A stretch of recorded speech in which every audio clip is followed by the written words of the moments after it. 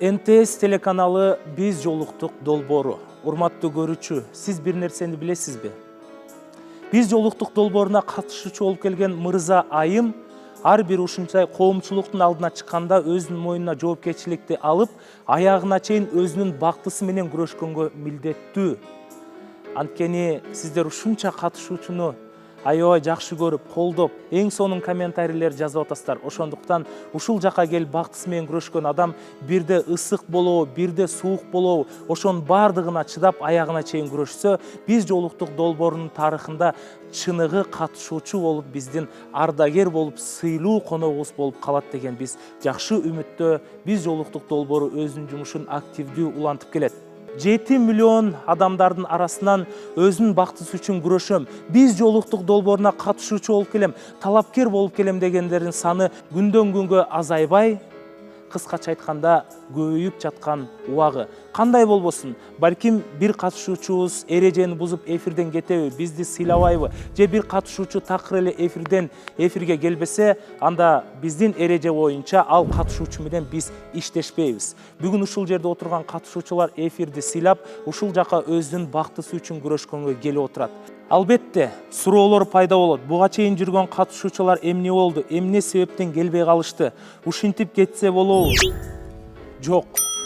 Башында айтып кеткендей эле биздин долбоордун эрежеси бар. Акыркы чыгарылыштарда эле Рыскелди мырза эрежени бускандыктан биз НТС телеканалы менен биргеликте Рыскелди мырза менен иштешпей турганыбызды айттык. Жана ошондой эле Тынчтык мырзага да биринчи сезондон бери биз чоң мүмкүнчүлүк берип, Тынчтык мырзага ушул убакка чейин 3 талапкер келди. 3 талапкер келгенде Тынчтык мырза тилекке каршы эфирде болгон жок. Бирок Тынчтык мырзаны биз өзүнө да кабарлаган жокпуз. Эгерде ал үй бүлөсү менен ушул эфирди көрүп атса, Тынчтык мырза, сиз эрежени бузганыңыз үчүн НТС телеканалы «Биз жолуктук» долбоору сиз менен экинчи иштешпейт.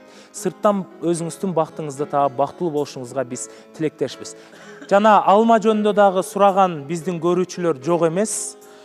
Урматтуу көрүүчүлөр, алма дагы Тынчтык мырза сыяктуу биздин эрежени сыйлабастан жөн гана эфирге келип берген жок. Алмага да көптөгөн талапкерлердин тизмеги бар болчу. Ошондуктан биз дагы алма эрежени бускандыктан биз жолуктук долбоору алма эми сиз менен иштешпейт. Биз жолуктук долбоору туруктуу гана катышуучулар менен, туруктуу гана талапкерлер менен өзүнүн жумушун улантат.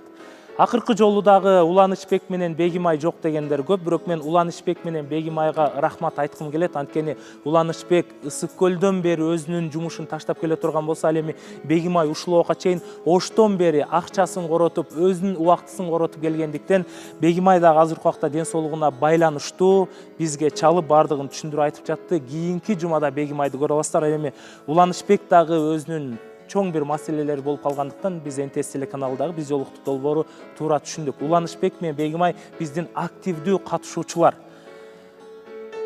Бакыт издеп калбай анын изинен, биз жолуктук миллиондордун ичинен деген жакшы маанайда «Биз жолуктук» долбоору өзүнүн жумушун ар дайым активдүү улантат. Ал эми жалпы көрүүчүлөргө менин өтө сонун жаңылыгым бар. Бул жерде мен катышуучуларга да кайрылгым келип атат. Ушул жерде орундуктар бош болсо, мындан ары ушул орундуктар толот деп бүгүн «Биз жолуктук» долбоорун баштап жаткан убагыбыз. Келиңиздер, профессионалдуу музыкант Эрлан Тогузбаев мырза музыкасын чертип берип койсо, калганыбыз бардыгыбыз ордубуздан туралычы, келиңиздер, бир даярданалы. Анткени биздин көрүүчүлөр «Биз жолуктук» долбоорунун экинчи сезонунун жаңы катышуучуларын тосуп алганга даярбызбы? Мен даяр экениңиздерди эч кандай сезбей жатам. Даярбызбы? Анда катуураак кол чаап коелучу, келиңиздер. «Биз жолуктук» долбоорунун катышуучусу Элиза Айымды тосуп алыңыздар. Бул жактан орун алып бериңиз. Туруп турсаңыз болот. Жана ошондой эле Адылбек 23 жашта. Ассаламу алейкум, куш келипсиз. «Биз жолуктук» долбоорунун экинчи сезонунун катышуучулары. Келиңиз, орындуктан орун алып бериңиз. Жана биринчи сезонда талапкер болуп өзүнүн күйөрмандарын чогулткан, бүгүн бизде катышуучу талапкер Бегимбай мырза сиздердин колдооңуздар менен. Кол чаап тосуп алабыз Бегимбай мырзаны. Бегимбай биринчи жолу эмес, көп жолу биздин эфирге келип отурасыз. Куш келипсиз. Демек сизге да буйруптур ушул күн. Жана өзгөчө дагы бир биздин катышуучу бар. Бул мырза көптөгөн биздин кыргыз элинин жүрөгүнөн орун алган. Экинчи сезонго бизге катышуучу болуп келип, бирок интернет желесинде ушундай хит болгон. Анын өзгөчө үнү менен жана өзүнүн өзгөчө жоопкерчилиги менен биз бул жака кийинки катышуучубуз 46 жашта Курманбек мырзаны чакырабыз. Кол чаап катыраак мына. Курманбек мырза, ассаламу алейкум. Куш келипсиз биз жолуктук долбооруна.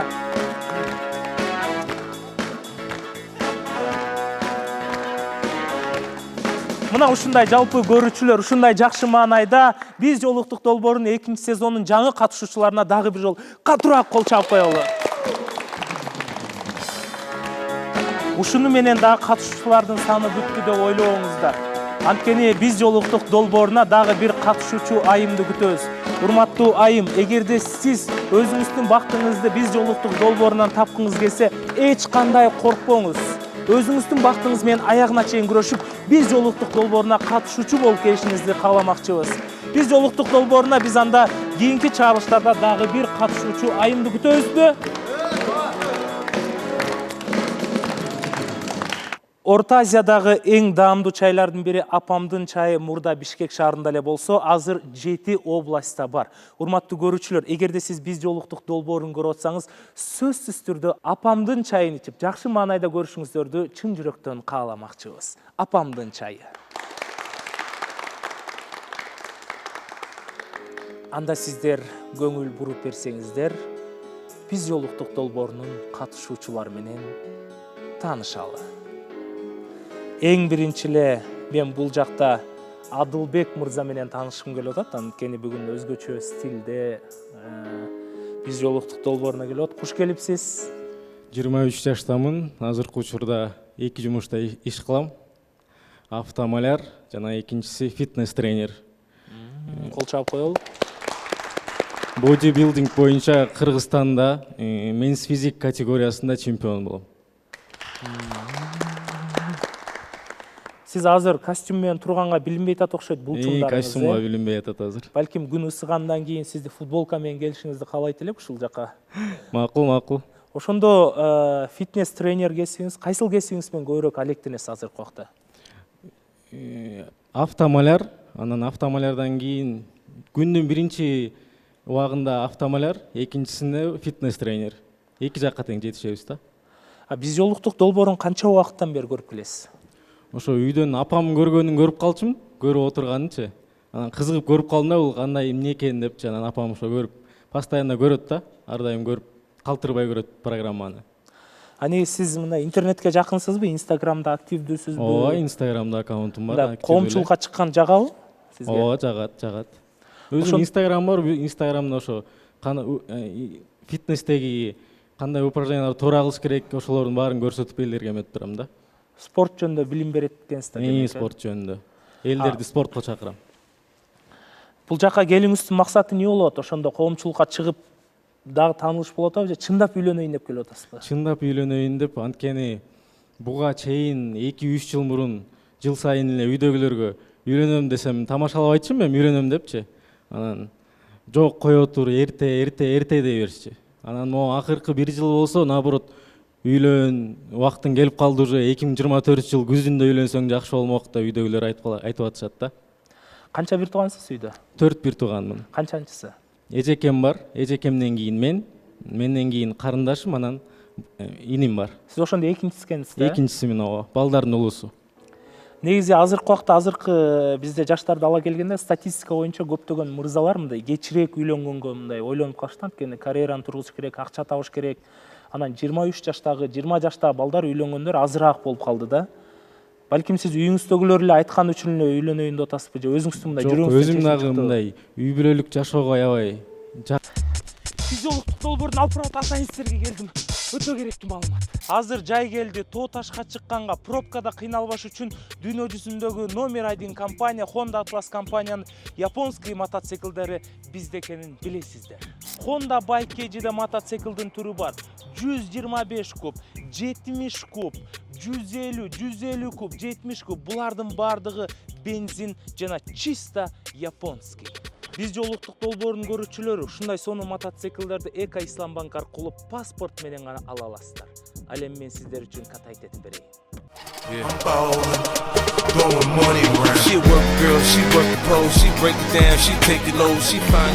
2024-жылдагы биздин максатыбыз Honda Bike KG ар бир үйдө турса экен дейбиз. Эгерде сизде акча жок болсо, только паспорт менен рассрочкага Эко Исламбанк аркылуу ала аласыздар. Ал эми биз жолуктук долбоорун кайра көрөбүз. Жакынмын да. Бала саакмын. Эртерээк балалуу болгум келет. Эртерээк. Жакшы ниет го.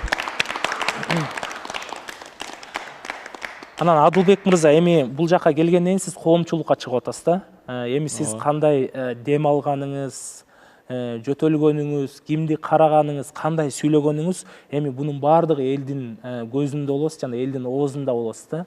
Анан ушул нерсенин баарына чыдайын деп келдиңизби? Анткени биз жолуктук долбоорун көрүп атсаңыз керек.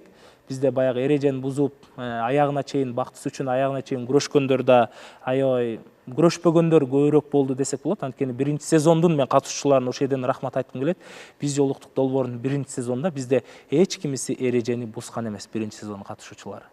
Экинчи сезондо алар эмнегедир эрежени бузгандар көп болуп атат. Анан эртеңки күнү Адылбек сен антип эле койчу, сен мынтип эле койчу, сен болбойт экенсиң, сен эркек эмес экенсиң десе таарынып кетип калбайсызбы? Жок, андай эч нерсе болбойт. Ошонун баарына даяр болуп келдиңиз. Баарына даяр болуп келдик да, баарын билип туруп анан келип атабыз да бул жакка.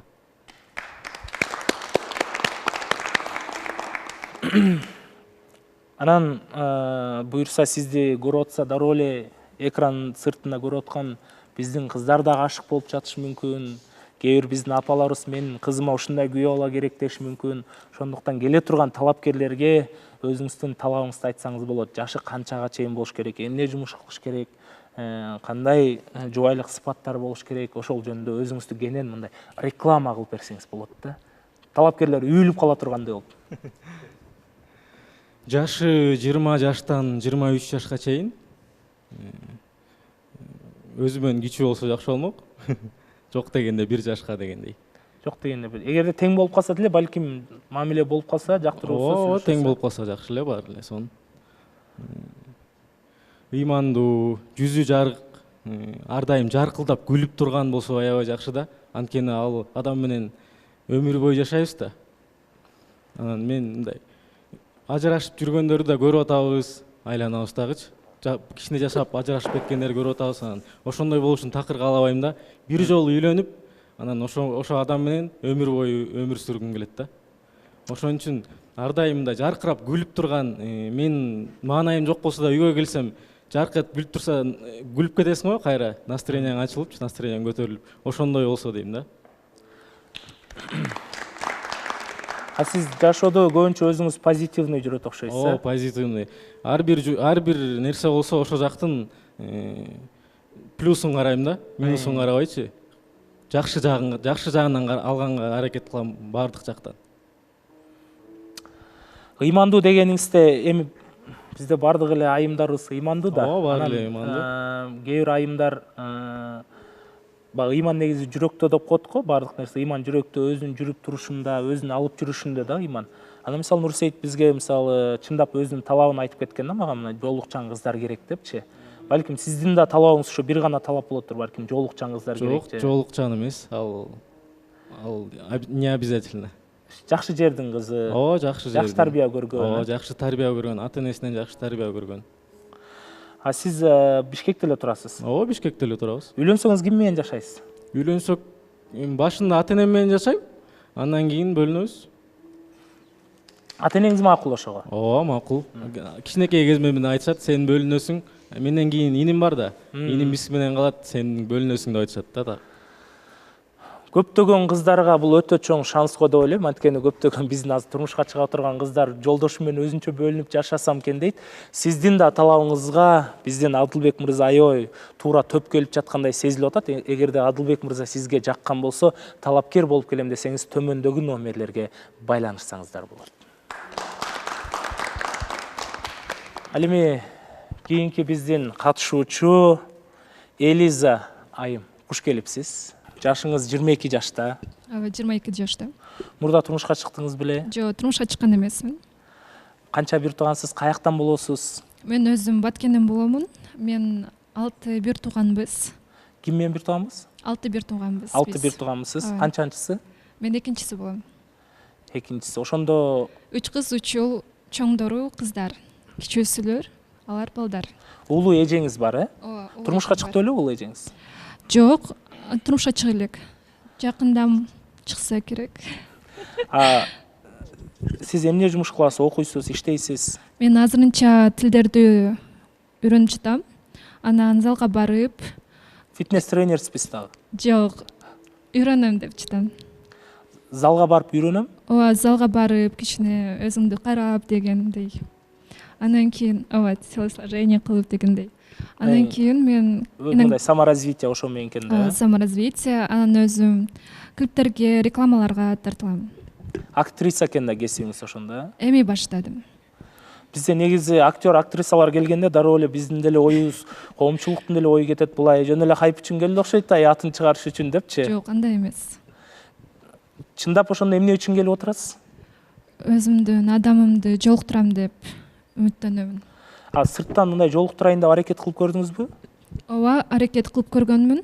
Башында баары эле жакшы болот, бирок убакыт өткөндөн кийин өзгөрүп калышып же проблемам болду деп ошентип жок болуп калышат. Ошом бул жерге келип, балким өзүмдүн адамымды табам деп үмүттөнөмүн. Жашоодо эми бул жака келип аткандан чоң эле жоопкерчиликти сезип келип атасыз да. Бул жакта кандай сын пикир айтылбаса да ошонун баарына чыдаганга даярсыз да. Өзүңүздүн бактыңызды тапканга даярсыз. Ооба, даярмын. Сиздин талабыңызга келе турган мырзалар. Өзү умный болуш керек. Мен ага карап, вау деп восхищаться этиш керек эм. Целеустремленный болуш керек. Өз бир сөз айткандан кийин ошону кылыш керек. Чечкүндүү. Ооба, чечкүндүү. Көп балдар айтышат дагы, ошону кылышпайт. Ошо анан мен уважать этип, кыздарды сыйлап, мени колдо көтөрүп дегендей. Колдоо кылып, э? Жок, алаканда көтөрүп. Алаканына көтөрүп, э? Андан кийин мени поддерживать этип, экөөбүз бир волнада болгондой жагат. Ошондо сиз жолдошуңуз иштесе, сиз деле иштегиңиз келет туурабы? Жолдошуңуз тапкандай эле акчаны сиз да таптыңыз. Экөөбүз бирге развитие кылып, спортко барып, ошентип. Бийге десе бийге барып. Жаш айырмасы канча жашка чейин болуш керек? Бийге да барыш керекпи жолдошуңуз? Ооба. Бирге баарын үйрөнүп дегендей. Жаш айырмачылыгы канча жаш айырма болуш керек? Жашы болсо 22ден 29га чейин. 30 болуп калса болбой алабы бир жаш? Исключение кылып койсок болот. Мурда турмуш кургандар болуп кала турган болсочу, мисалы мурда турмуш куруп, ошо 29 жашта болуп, балким 2 жолго түшүп кетсе. Если баласы жок болсо макул деймин. Уже балдары бар болуп калса жок. Если турмуш куруп, 2 жолго түшүп, баласы жок болуп калса, талапкер болуп келсе болот, э? Ооба. Анткени мен буну бирок сиздин үй бүлөңүз түшүнөбү? Ооба, түшүнүшөт. Анткени мен өтө кызганчакмын, ошого балдары болсо кичине кызганыч болот деп ойлойм. Сиз мурунку жубайыңды эстеп кызгана бербейсизби? Жан түшүнгөнгө аракет кыласыз. Кызганыч болот дейм. Кызганыч болот, бирок сүйүп, мени өтө катуу сүйүп, колунду көтөрүп, экөөбүз бир волнада болсок макул дейм. Элиза айымдын да талабына төп келе турган мырзалар аябай көп экен, анткени талапкерлерге өтө эле чоң чектөөлөрдү койгон жок. Жада калса мурда турмуш куруп 2 жолго түшүп, бирок баласы жок болсо, таанышканга, балким сүйүп калсам турмушка чыкканга даярмын дейт. Эгерде сиз Элизага талапкер болом десеңиз, анда ушул төмөндөгү номерлерге байланышыңыздар. Курманбек байке сүйлөгөндө эми баарыбыз жылмаябыз. Анткени Курманбек байкенин үнү Кыргызстанга чейин таанылды десек болот. Курманбек байке каяктан болосуз? Өзүңүздү кенен тааныштырып кетиңиз. Жашыңызды да өзүңүз айтып коюңузчу. Саламатсыздарбы? Алды менен амандашып өтөйүн. Студиядагы катышуучулар, Канат мырза, жалпыңыздарга салам. Жана биз жолуктук теле долбоорунун көрүүчүлөрү, жалпы кыргыз эли баарыңыздарга салам. Мен буга чейин кастингке келип кеткен элем. Мени тааныгандар, билгендер бар араңыздарда. Мен 9 өрөөнүнүн кулуну болом. Жашым 45 жаштамын. Буга чейин үй бүлө күтүп, ажырашып, эки үй бөлөк жолго түшкөнбүз. Анан кадимки катардагы элдер сыяктуу эле шаарыбызда эмгектенебиз. Көп жылдан бери шаарда турабыз. Ушул берүүнүн ачылышы мага абдан жакты. Буга чейин көпкө чейин ойлонуп барсамбы деп, анан бир-эки тааныштарыма айтып көрсөм, ой, эмне кыласың, эми ушунча жашка келгени, мындай жөн эле койбойсуңбу, ушунчага барбай эле койбойсуңбу, акыл эсиң ордундабы дегенге чейин барышты. Анан ойлонуп мындай чечимге келдим, мындай жакшы нерсе үчүн. Мен жаман нерсе кылган жерим жок да. Ооба. Барсам мен жакшы нерсе үчүн барып атам. Адамдар жашынып алып, кааласа күндүзү, кааласа түндөсү жаман нерсени кылып эле атышпайбы? Эмне үчүн жакшы нерсеге барса, жакшы нерсени кылса болбойт экен? Анан ичимден өзүм ушундай чечим чыгарып, кастингке келген болчумун. Кастингден кийинки учурлар мага ушунчалык жакшы дагы маанай тартуулады, жаман дагы маанай тартуулады. Себеби эл деген эл экен, элге жагыш кыйын экен. Элге кандай болуп болсоң жагасың, бир акча болуп калсаң, же болбосо алтын болуп калсаң эле бир жагат экенсиң элдин баарына. Анан атап мындай элдин баарына жагуу кыйын экен. Мага дагы оңойго жеңилге турган жок. Курманбек мырза, кечиресиз. Көбүнчө ошондо сиздин үнүңүздү айткандар болдубу? Бул кыздын үнү же мырзанын үнү, ошого балким капа болгондур. Сен бизди өз көзүбүз менен көрүп окуп аттык да. Мен өзүм эч нерсени көрбөй эле коеюн деп көргөн жокмун. Анан тааныштарым, досторум чалып айтып калып атышты. Ушунчалык жагымсыз негативтерди жазып ушинтип атат. Биз алар менен аябай урушуп, түнкү 2-3 чейин жазышып атабыз дейсин. Жымжырт эле жатасың го уктап жыргап деп. Анан мейли, ар ким ар кандай да, ар кимдин ою ар кандай. Эми андайлар боло берет, буга чейин да болуп келген, мындан кийин да боло берет дедим. Эң жагымдуу нерсеси, кичинекейлерден бери алдыңан чуркап чыгып, биз сизди көрбөдүкпү, сиз телевидениеден көрдүк, передачадан көрдүк, анан сиз аялым жок деп айтпадыңызбы дешип. Анан магазинге барганда, анан эң башкысы базарга барганда көпчүлүк коомчулукта тааныгандар көп болуп атты. Жылдыз болуп турсуздар демек, а? 2 ай ушундай. 2 ай жылдыз болдуңуз. Эми кайрадан жылдыз болуп атасыз бул жака келип. Мурда балдарыңыз барбы? Мурда турмуш? Жок, бала жок. Канча жыл жашадыңыз эле, канча жылдан кийин аны эки жолго түштүңүздөр? 1 жыл жашадык, 1 жылдан кийин эле ажырашып, анан мен Россияга иштегени кеттим Москвага. Анан ал жакта да 1 жылдан кийин кайра. Канча жыл болду ошондо ажырашканыңызга? 2 жолго түшкөнүңүздөргө? Ажырашканыма 2018 ажырашкан. 2018 ошондо 5 жыл болуптур да, 6 жыл болуптур да. 6 жыл. Эми бул жака балким сизди ойлошу мүмкүн, Курманбек мырза үй бүлөгө жоопкерчиликсиз карап койду, эмне себептен Курманбек мырзадан жубай кетип калды дегендер. Анан бул реалити шоу болгондон кийин сиз балким кичине айтып беретсиз, эмне себептен эки жолго түштүңүздөр? Ал айымдын атын айтпай эле койсоңуз болот, жөн гана. Ал жолдошум менден 15 жаш кичүү болчу. Ал жолдошумду бир уулу менен алып үйлөнгөм. Нелер менен үйлөнгөм дейсиз? Бир уулу бар болчу. Турмушка тийип чыккан кыз болчу, э? Анан ал эми үйдүн кичүүсү болгондуктан эркерээк болуп чоңойсо керек анан. Şu biraz мамилеси келишпей калды. Бирок аракет кылдыңызбы үй бүлөнү сактап калганга? Şu biraz мамилеси келишпей түшүнбөстүк көп болду. Анан кой эми жөнү эле бири-бирибизди кыйнабай ажырашалы деп ошол жолду тандадык, ажыраштык. Эмне жумуш кыласыз? Кантип акча табасыз? Каякта кызмат кыласыз?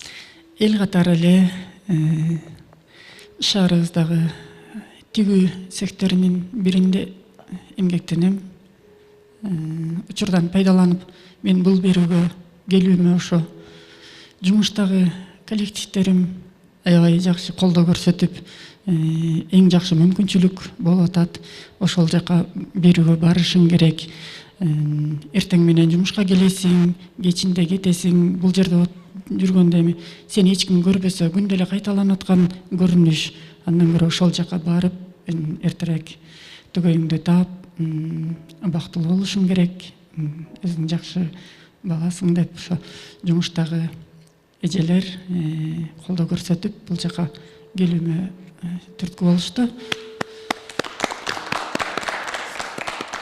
Курманбек мырза, сиздин талабыңыздагы талапкер жашы канчада болуш керек? Мурда турмушка тийип чыккан кыз келиндер да болобу? Туура келеби сизге? Менин табитиме ооба турмушка чыгып кайра ажырашкан болсо болот. Бир баласы же бир кызы болсо дагы болот. Жашы 35 жаштын тегерегинде болсо 35тен 35тен 40ка чейинчи, 44кө чейин болобу же? Жок, ошол жердин ачыгын айтып коюшуңуз керек. Эми 35тен бир 36, 37, 35тен 37 чейин. Урматтуу жалпы айымдар, эгерде кандайдыр бир сиздин жүрөгүңүзгө Курманбек мырза жагып аткан болсо, сиздин жашыңыз 37 жашка чейин болсо, турмушка чыгам десеңиз келсеңиз болот. Анткени Курманбек мырзанын өзүнүн иштеген жумушу бар, сонун коллективи бар экен, жана өзүнүн жүзүн да карасаңыздар, улуу көккө тең эле көрүнөт экен да, мисалы карасаңыздар. Андыктан ушул жакка да кадам таштап келгениңизге ыраазычылык билдиребиз. Өзүңүздүн бактыңызды таап кеткенге биз болушунча аракет кылабыз. Сиз дагы аягына чейин аракет кылыңыз, Биз дагы аягына чейин аракет кылалы. Рахмат. Төмөндө номерлерге байланышабыз. Курманбек мырза талапкер болуп келем дей турган болсоңуз. Жана бизде бул жакта дагы бир ызычуу талапкерибиз деп коелу. Биринчи сезондун ызычусу Бегимбай мырза жөнүндө дагы аябай көптөгөн пикирлер жазылып, өзүнүн да күйөрмандарын аз эле убакытта чогултканга жетишти. Ошол эле убакта комментарийлерде, СМСтерде Бегимбай келсин деген да СМСтер көп болгондуктан биз сиздердин дагы ошол каалооңуздарды аткарып, бүгүн Бегимбай мырзаны катышуучу кылып чакырып атабыз ушул жакка. Куш келипсиз. Саламатсыздарбы, Канат байке. Кушпоңуз бек болсун. Чоң рахмат. Жана катышуучулар, силерди көрүүгө кубанычтамын. Эски тааныштар. Ошентип экинчи сезонго катышуучу болуп келип калдык. Өзүңүздү кыскача тааныштырып коюңуз. Каяктан болосуз, канча жаштасыз, кандай айымдарды күтөсүз талабыңызга жараша? Долбоорунун көрүүчүлөрү, НТС телеканалынын көрүүчүлөрү. Мен атым Бегимбай, 24 жаштамын. Ош областынан болом. Ошол үй бүлөдө эң улуусу, эң сулуусу. Кандай кыздар керек сизге? Талабыңызга жараша кандай талапкерлерди күтөсүз? Кыздарга негизи талабым деле жок. Ошол өзүмдөн кичүү кыз болсо, анан улуураак болсо болбой калат. Улуураак. талаа кичүү эле болсо болду, турмушка тийип чыкканбы, ошолор жөнүндө мындай толуктап айтып кетиңиз, анткени ошого жараша келет. Аз башында туура айтышыңыз керек да. Желательно ошол турмуш көрбөгөн кыз, бойдок кыз болсо. Болду ошол эле, Ооба, ошол эле. Талабым деле жок кыздарга. талабыңыз деле жок, Негизи үйлөнөйүн деп келдиңиз бул жака. Үйлөнөйүн деп келдим, ооба. Кандай болушун каалайсыз жубайыңыздын? Жубайыбыздын Үйдүн эми улусу экенсиз болгондо да, ошол сиздин жубайыңыз башка да сиздин бир туугандарыңыздын жубайларына үлгү болот, чоң келин болот. өзүнүн келечектеги жубайыбыздын негизи жөнөкөй, ата энени сыйлаган, ошондой деп эми көрө алам да. Бегимбай мырзанын дагы талабы аябай деле оор эмес экен. Эгерде Бегимбай сизге жаккан болсо, урматтуу көрүүчү, эч коркпостон биз жолуктук долбооруна келиңиздер. Биз сиздерди өтө сонун маанайда тосуп алабыз. Келиш үчүн төмөндөгү номерлерге байланышабыз. Биз жолуктук долбоорунун катышуучулары менен тааныштык. Дагы бир жолу айтып кетейин, бизге дагы бир катышуучунун саны жетпей жатат. Ошондуктан кийинки жумага чейин сиз катышуучу болуп келем десеңиз, биздин редакцияга кайрылыңыз, өзүңүздүн сүрөтүңүздү, анкетаңызды толтуруңуз. Кийинки жумада биз сизди тосуп алабыз. Ал эми дароо эле убакытты созбостон мен Нурсейит менен Кармелиттан бул жака чакыргым келип атат. Жүрүңүздөр.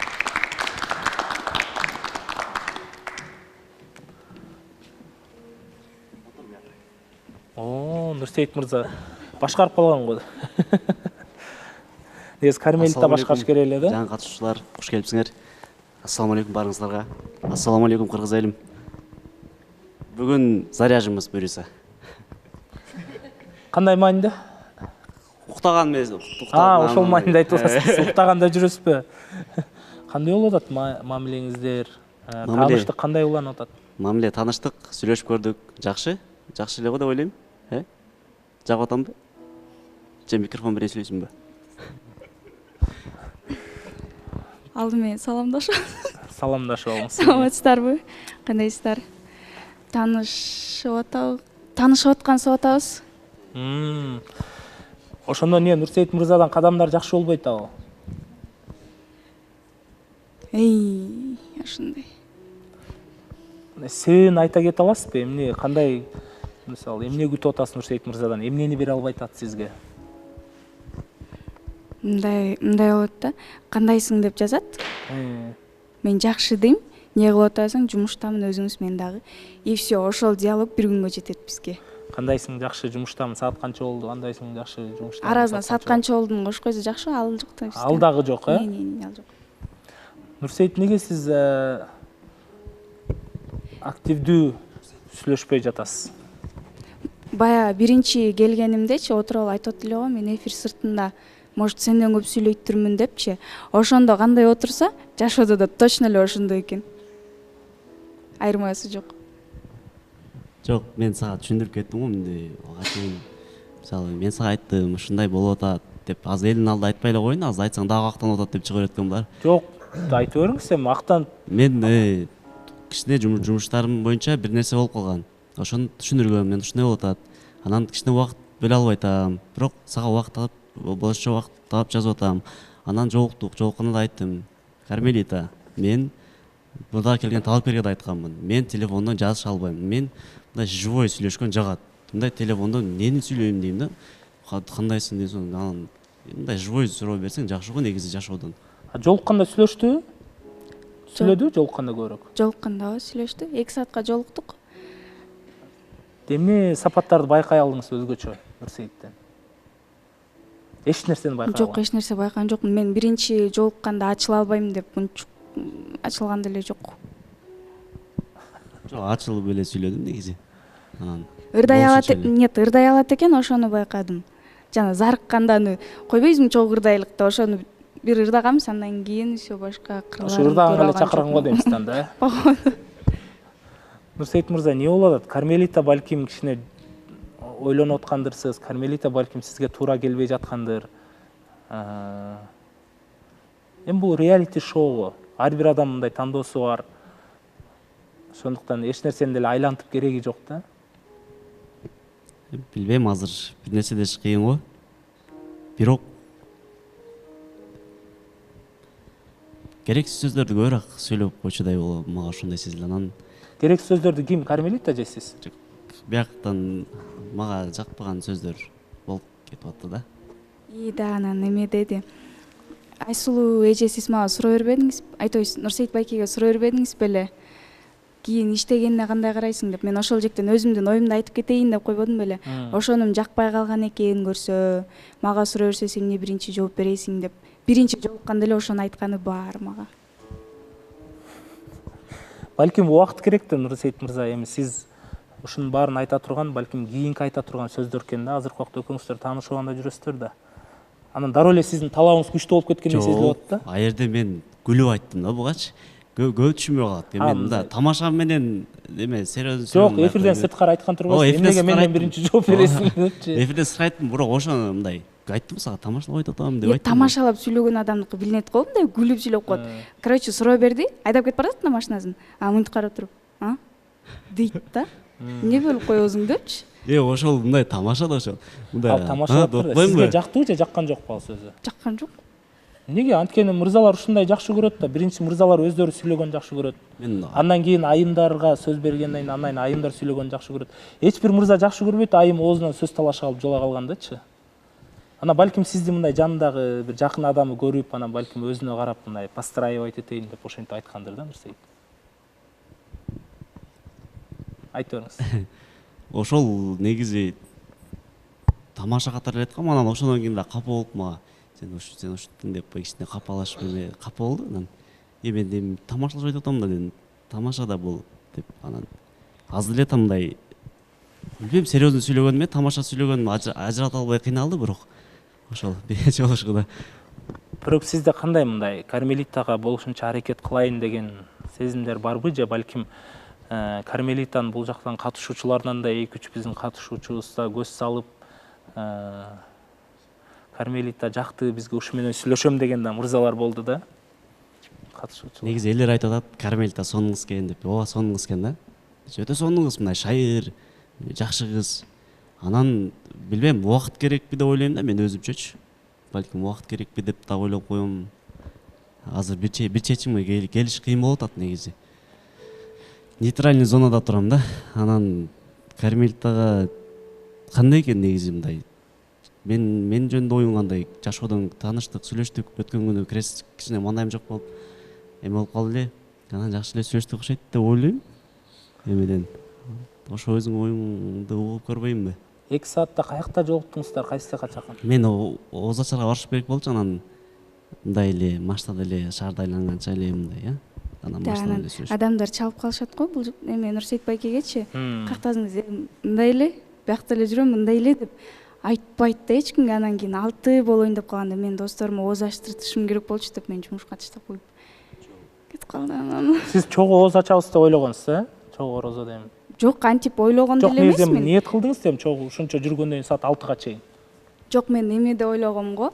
4 күндөн кийин жолуктук да, анан 4 күн телефон аркылуу да сүйлөшкөн жокпуз, жашына коюп, анан жолукканыбызда айтып атты өзүчү, мен жолукканда сүйлөшө алам, телефондон эмнени сүйлөшөбүз деп атса, ойлоп аткам, бир отуруп алып сүйлөшөт болушубуз керек депчи, анан анткени эле жокпуз. Анан жолукканда айттым, сүйлөштүк, анан сүйлөбөй учпай койгон жокмун. Единственное, что я успела, эме Нурсейит байке менен жолугуп, рулине отурганга эле жетиштим, и всё. Сизге машинасында айдаттуу?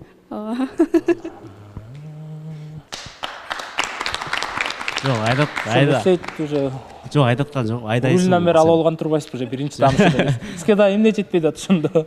Айдайсың десем, айдайм дейт, анан отур десем, отуруп алып туруп. Айдай албайт, 5 нерсени түшүнбөй эле отуруп алып тур. Анан койт, мындай мен али жашашым керек, балалуу болушум керек деп туруп кайра мен отурсуп койдум. Сиз ошо айдайм десе эле берип койдуңузбу рулду? Мындай бага адамдар көбү кызыгат го машина айдаганга, анан мында да ушундай кызыгуу бар, балким айдай аласың десем, ооба айдай алам деди эле. Анан ишенип бердим, айдап анда кичине айдап көрдүм. Эмне мынча ак көңүлсүз?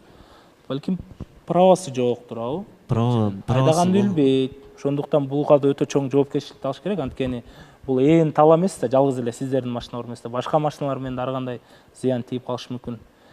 Эмки жолкусун биз ойлойбуз бербейсиз деп, рулду айдаганды билсе да бербейсиз деп. Эгерде жубайыңызга өзүнчө машина алып берип койсоң, өзүнүкүн айдай берсин. Кийин турмуш курганда. Анан экөөбүз сүйлөшүп келгенде эле чарчуус болуп кетет экенбиз да. Чарчур, Э, урушуппу? Урушуп эле мен тигиндей, мен мындай деп бул жактан өзүнүн качат этет, мен бияктан өзүм программ качат этем. Ошентип эле, короче, 2 саат болсо 2 сааттын 2 саат эле өзүң өрткүн. 2 саат 15 мүнөттүн ырдасак, 1 саат 45 мүнөттүн мындай сөз талашып эле отуруп келдик да. Ачыгын айткандачы. Эртең анан ойлоп койдум, эртең бул менен сүйлөшүп үйлөнүп калсам кандай болот, үйдө отуруп алып, ак энеге ачып отуруп алып деп эле. Жок, унчукпай калбайт да. Ушундайды айтып атсам, жок деп калбайт. Отуруп туруп, мен до конца азыр өзүмдүкү чын болмоюнча айтам деп эле. Качан анттым, анткен жокмун мен. айттыңыз До конца өзүмдүкү чын болсун деп айткан жокмун. Мен туура нерсени айттым. Жок, жана айтып атканда, Айсулуу эже суроо бергенде, мен сиздин сөзүңүздү жооп берген жокмун, мен өзүмдүн оюмду айтайын деп атам десем, жок, сен Нурсейит Байкенин ордуна жооп берем. Мен сүйлөп атам. Мен ордума сүйлөп койдуң дейт да, анан кийин телефонду алып чыгып туруп көрсөттүм да, мен сиздин ордуңузга жооп берген жокмун, мен өзүмдүн оюмду айттым дегенден анан деп калдыңыз го. Мындай да. Ооба, анда таан алдым. Мисалы койдуң, анан мен мойнума алдым ал нерсени. Анан башка нерсе жок, аны мойнума алдымбы? Анан бияктан дагы эметип атасың азыр. Кыз мен оюмча билбейм, аял киши деген эркек сүйлөп атканда мындай угуп туруш керек деп ойлойм эми. Бул балким туура эместир, бирок менин оюм бул. Туура эле. Ар бир нерсе айымдын да сүйлөй турганы болот, мырзанын да сүйлөй турганы болот. Нурсейит мырза менен Кармелита айымда экөөндө тең лидерлик сапат бар экен да. Экөө өзүнүкүн бербейт экен. Үйдө бир эле лидер жетет. А мындай болгондо бирөөңөр икемдүүрөөк болуп мындай ийилбесеңер бул болбойт да. Экөөндө келечек болбой калат. Ким ийилиш керек деп ойлойсуз сиздин оюңуз боюнча? Менин оюмча көбүрөөк айымдар көбүрөөк ийилишибиз керек да. Анан жок деп баягы лидерликти алдыга кое бергенибиз болбой калат. Кармелита айым, лидер болуңуз, бирок мындай акырындык менен. Анан азыр экөөңөрдө эчтеке бала элек жатып эле сиз уже лидерствону коюп алыптырсыз да алдыгачы. А Нурсейит мырза ал нерседен коркуп кетип атат. Мырза катары, келечегин ойлогон инсан катары бул Нурсейит мырзага бир аз оор келип кетип атат да. Ошондуктан бир аз ойлонгону көбүрөөк болуп, сиз жакка тартыла албаган дагы ошодон болуп атат го дейм да. Сиз бул Нурсейит мырзадан башка мырза менен сүйлөшүп калсаңыз деле мындай көргөзпөңүз лидерлик мырза сапатыңызды. Кийин көрсөтөсүз да. Жашоодо кийинчерээк по полочкам коюп, анан акырын алып кетишиңиз керек болот да. Саламатсыздарбы, катышуучулар, саламатсызбы Канат мырза. Мен башында Кармелита келгенде баарыбыз эле кызыктык. Негизи мен өзүм ушундай кыздарды жактырам да. Ачык сүйлөгөн тамашакөй. Бирок Нурсейит мырзанын кичине вкусуна туура келбей атат окшойт. Нурсейит мырзага кичине мындай более жошураак, Айсулуу эже айтып кеткендей, ошондой кыздарды жактырат окшойт. Ошон үчүн токоттер жерин айтып калчы, экөөңөр бири-бириңерди дальше билмей болдуңарбы же токтотмой болдуңарбы? Негизи мен айттым, жоош эмес, негизичи. Ордорду менен болот го бардык нерсечи. Ошондо Кармелита слишком шустрый болот атабы? Жок көп эле мындай бир үйгө бир лидер жетет го негизи. Мен айтам, аял өзүнүн ою менен бөлүшө турган аял керек деп айтам. Бирок мынча болбой калат деп коем да, бирок кээде. Мен негизи ушул боюнча өзүңүзгө айтып бергем да, мен үйдүн эң улуу кызы болгондуктан стрёмкаларымды мен карап чоңойтком да. Анан кийин мындай үйдө решение чыгарыш керек болуп калган жерлерде бүт бардыгын мен чечип жүрүп, мен көнүп калгам үйдүн улуусу болупчу. Анан айттым, кийин мен күйөөгө тийгенден кийин менин характеримди баса турган адам болсо, любой кыз адам басылат да деп вроде айтып түшүндүргөнсүгүм да. Бирок кантип басыш керек? Бирок характериң басылбай атпайбы? Жок, сөз менен сиздин оюңуз боюнча кантип басыш керек ошол нерсени? Мисалы Нурсейит мырза айтыптыр өзүнүкүн, сиз да укпаптырсыз да? Мындай болуш керек да, любой эле кыздар болот да, эмоциональный болот, өзүнүкүн сүйлөгүзү келип сүйлөй беришет. Ошол убакытта угуп кой дагы, всё, мен сүйлөп бүткөндөн кийин жок, негизи ушундай деп койсо, это другое дело. Мен айтып атканда мен менен кошулуп эле айтышып атса. Саламатсыңарбы? Тура эле болобу, билбейм оюм кандай деп айтсам болот. 19 жаштасыңар, а может ошого кичине мындай подростковый эмеден кичине эми өтүп аткан убакта, анан көп балдар менен эми жаңы сүйлөшүп аткан үчүн, анын үстүнө эми чоң оюп келаткан үчүн дагы кичине мындай эми үйрөнүп атасыңар деп айткым келет. Анан кичине чоңойго чейин, конечно, мындай нерселер болот. Анан кийин өзүңөр токтолуп, мындай ордуңарга келгенде өзүңөр эле сыйлаган жерде сыйлаганды билесиңер, унчукпаган жерде унчукпай калып, сүйлөгөн жерде сүйлөгөндү кийин акырынан болот да. Ошол үчүн мен нормаль эле мындай эме кылып атам да. Башында көңөр кичине үйрөнүш керек. Сүйлөбөй кала турган жектен мен сүйлөбөй эле кала берем. Анан экөө сүйлөшүш үчүн чыктык да. Сүйлөшүм керек да деп сүйлөй бергем го, короче. Саламатсыздарбы? Канат мырза. Саламатсызбы. Нурсейитке Кармелита может жакпай калган башында эле, анткени мен ошондой нерсени байкагам да. Анан жаккандарга башкача эле отношение кылат да. Жок, ал күнү айтып атам го азыр. Уйку келип сүйлөгөм келген эмес. Анан мен Кармелитага айткым келет. Башка эфирден дагы элдер айтты. Сенин характериң сонун, Кармелита. Ушундай эле болуп кала бер. Сенин вкусуңа да туура келген жигит табылат, бирок Нурсейит экөөңөр кичине окшошпой атасыңар да. Ошо. Канат байка, саламатсызбы? Саламатсызбы. Бул жерден акыл жаштан эмес баштан дейт го, ошон үчүн кыздарга айтат элем. Молодец, мындай өзүңдүн оюң кандай болсо ошондой айтып атасың. Кыздар балдар менен сөйлөшкөндөчү, ошон үчүн бирөөгө жагынып туруп эч качан сүйлөбө. Сен кандай болсоң ошондой кабыл ала турган балдар да табылат сага. Бул жерден Нурсеитке суроо бергим келип жатат да. Өткөндө Аяна келгенде слишком жогуш дедиң, азыр эми слишком сүйлөткөн дедиң. Кандай талапкер күтүп жатасың? Азыр айттым го мен ошол нерсе боюнчачы. Бардык нерсе ордорду менен болгон жашта Жолдош байке. Мен айтып атам, үйдө бир эле лидер жетет негизи. Анан мен айтам, аял менен кеңешкенде мага бир ой айта ала турган, бир өзүнүн ою менен акырын ушундай кылбайлыбы деп сылык сүйлөп, мынтип турган кыздар барбы? Ошондой да, анан мындай чарчуз эле отуруп туруп эле, мондай кылып алсаң, андай болбойт, мондай кылалы дейт. Сен туура эмес деп туруп аялым чыгып атсаң да. Бирок деген эме дейт го, жакшы сүйлөсөң жылан ийинен чыгат дейт го. Ошон үчүн бул убакыт сааты менен болот деп ойлойм. Анткени деген бардык адамды өзүң кийин черек өзүң мындай тарбиялап деп айтпайм, мындай өзүңдүн табитиңе жараша оңдоп алсаң болот да. Ошон үчүн силерге айтат элем, шашып чечим чыгарбагыла. Силерден көп нерсени күтөбүз. Мен сиздин атыңыз ким эле? Жанара. Жанара эженин айтканына жооп берип коеюнчу. Сага биринчи эме деле жаккан эмес окшойт деп атасыз го. Нурсейит байкеге мен жакпай калдым якобы. Мен ошондо айттым да, мен ошондо эле жаккан эмес болсом, анда кереги жок болчу, мейли таанышабыз деп созуп туруп айтып депчи. Мен кандай күлүп келдим, ошол боюнча күлүп чыгып кетмекмин. Эмнеге убакытты созуп жүрдүңүз деп мен негизи өзүнө эле айткам. Анан ага жазганга убакыты жок болот экен, жолукканга убакыты жок болот экен, бирок почему-то стримге чыкканга сизде постоянно убакыт болот экен да, отуруп алып.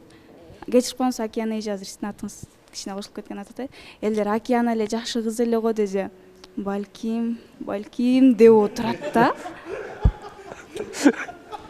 Мен болду же, кутула албайсызбы? Жок. Мындай, жок. Жакшы кыз десе анан эмне жаман кыз деп айтайынбы Океана?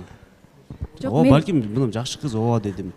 Эми анан стримге отурасың дедиң. Мен стримге отурганым 2 эле күн болду. Акыркы 2 эле күндө отурдум. Мына кече кечинде, мурда күнү кечинде отурдум. Турабы? Постоянно дейсиң да. Жок, кыйкырган жок, мен кыйкырсам башкача болот. Кыйкырбай эле сүйлөп атам мен сага. Мен айтып атам. Мурда күнү эрте менен отурдум. Обедте жумушта отурдум. Анан кийин кечинде отурдум. Анан кече күнү кечинде отурдум. Анан мойнума алам.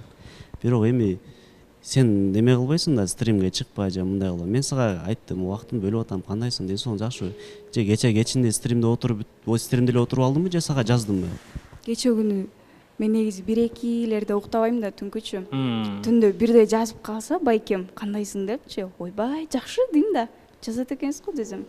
Мен аябай кумир тутат окшойсуң деп, слишком көп алып кетет да байке өзүңүзгөчү. Тамаша кылып туруп күлүп жеп атпайм ошону. Анан кийин эми өзүң тамашалап сүйлөп атасың. Мен тамашаласам эле серьезно кабыл алып эле моз маерге чыгарып атасың да. Сен тамашалашкан сөздөрүңдү чыгарайын да моз, серьезно сүйлөдүм маерден депчи. Тамашалап эле күлүп сүйлөдүм да. Анан мен саат 10да уктап калгам, эртеле уктап калгам да. Анан уйкудан турсам, онлайн экенсиң. Анан кирип туруп жаздым, кандайсың? Анан эртемен деле жазгам, кандайсың деп турабы. Тамашасына түшүнбөй аткандыр балким. Нурсейит мырза. Балким. Анан серьезно сурап берсем деле мындай серьезно жооп бербейт да.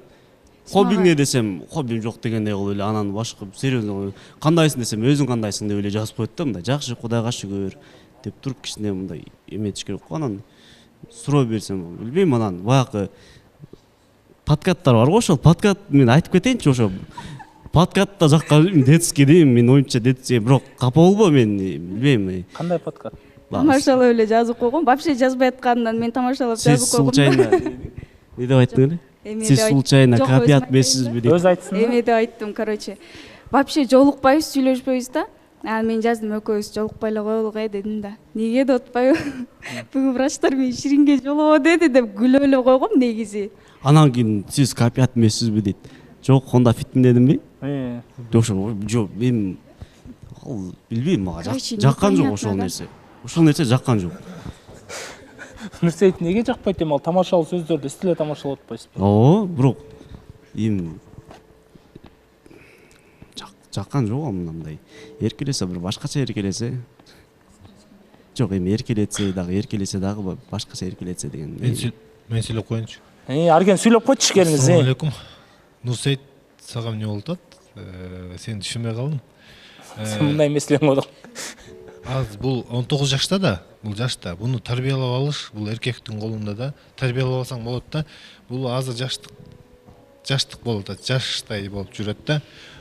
Силер көбүрөөк жолугушуңар керек, көбүрөөк сүйлөшүшүңөр керек. Ошондо бул бияка внимание болот да, көбүрөөк. Сүйлөшсөк эле. Силер сүйлөшпөйт экен, кандай жакшы. Жок, сүйлөшсөк эле. Эми кетип атпайбы бул? Өзүнүн качат этет, мен өзүнүн качат этем. Багажы жакшы деле сүйлөшпөйсүң да, бир саясатты талкуулайбыз го, бир башка бир нерсени талкуулап алабыз дагы, анан кийин өзүбүз бири-бирибизди жакшы деле таанып алып да, бир нерселерди эле талкуулап эле келе беребиз да, мындай ушундай. Ошондо не кыласың? Сүйлөшөсүңбү же сүйлөшпөйсүң? Аны этегинде айтабыз, Арген. Жана биздин дагы бир демөөрчү Кыргызстандагы эң мыкты курулуш компаниялардын бири Кут курулуш компаниясы демекчибиз. Анткени акыркы убакта Бишкек шаарынын центриндагы эң жакшы имараттарды, эң жакшы үйлөрдү Кыргызстан боюнча Кут курулуш компаниясы гана өзүнүн кардарларына ачкычын тапшырып жаткан убагы. Биз жолуктук долбоорунун көрүүчүлөрү, жалпы катышуучулар, мен дагы сиздердин Куттан үйлүү болуп калышыңыздарды чын жүрөктөн каалайм.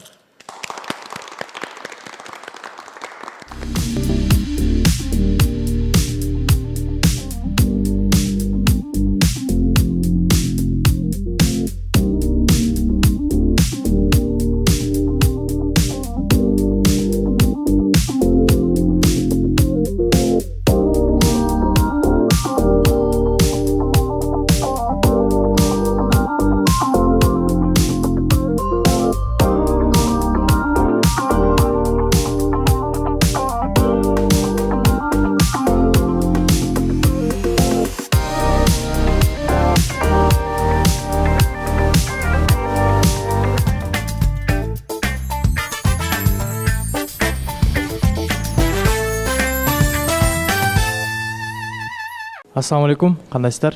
Мен бул жерден Кармелитага айткым келип атат да. Кармелитаны уже мен жаш кыз деп ойлойм. Уже 19 жашта эле, бул нормальный эле жашта. Анан ушул жерден деле көрүнүп турат, чтобы Нурсейитти, мисалы үчүн бирөө жакшы көрсөң аябай сыйлайсың да. Азыр деле Нурсейитке ушул жерден деле сөз бербей атат да. Мен эми келечекте айтат элем Кармелитага, что кийинки адамыңды, если Нурсейит менен болбой калса, кийинки адамыңды жолуктурсаң, кичине мындай ылдыйраак түшүп, сөзүн угуп, эми сен уже жаш бала эмессиң да, 18ден өткөндөн уже чоңсуң да. Баягындай шуткаларыңды коюп, шириным, алтыным дегенчи. Анан мындай бул жерге келгенде серьезный ойлонуп, серьезный келсеңер жакшы болот эле да. Мисалы үчүн Нурсейит аракет кылып атат. Бул делечи, бул эмнеге ызылдап атат, бул сөзүн бир да укпай атасың да. Ошого эле ызылдап атат. Если сен бардык сөзүнө макул, ооба, Нурсейит байке сиздики туура эле деп койгонуңда, уже азыр мамилеңер жакшы болмок да. Эми бул менин жеке оюм. Дагы да болсо аракет кылып көрүп Мен бул жерде наоборот экөө бири-биринин адамы болбогону үчүн ошентип сөз талашып атат да. Эгер чын эле бири-бириңерге кичине көбүңөр болсо, бири-бириңерге мындай эме кылмаксыңар да. Мунун сөзүн а макул деп коюп, силер болсо мунун сөзүн а деп коюпчу. Анан мен Кармелитага суроом бар болчу да. Келгенде көп эле балдар жакшы көрдү да, жакшы кыз экен, характери жакты депчи, эркелеп сүйлөгөндөрү деп. Анан эгер эми билинип эле турат, эми ортоңордон чыкпайт окшойт эч нерсе. Эгер ушул жерден бир мырза сиздерге сунуш киргизип калса кабылдайт белеңер. Кармелитанын характери бир мырзага жагыптыр да. Анан может ошол экөөнүн ортосунда бир нерсе чыгып калат деген ой болуп атат да. Ошол үчүн оюңарды айтып кетсеңер. Мен негизи Нурсейит байкеге деп эле келдим да бул жергечи. Анан мен үйдөгүлөрүмдүн дагы айтуусу боюнча Нурсейит байке эле жакшы вариантты койгонсуң тааша. Короче, жакшыраак болгон да. Анан кийин билбейм мен. Өзүнөн зависит этет деп ойлойм азыр. Жок, биз да таанышып көрөбүз десе, Нурсейит байке менен эле негизи таанышып көргөнгө ниетим бар.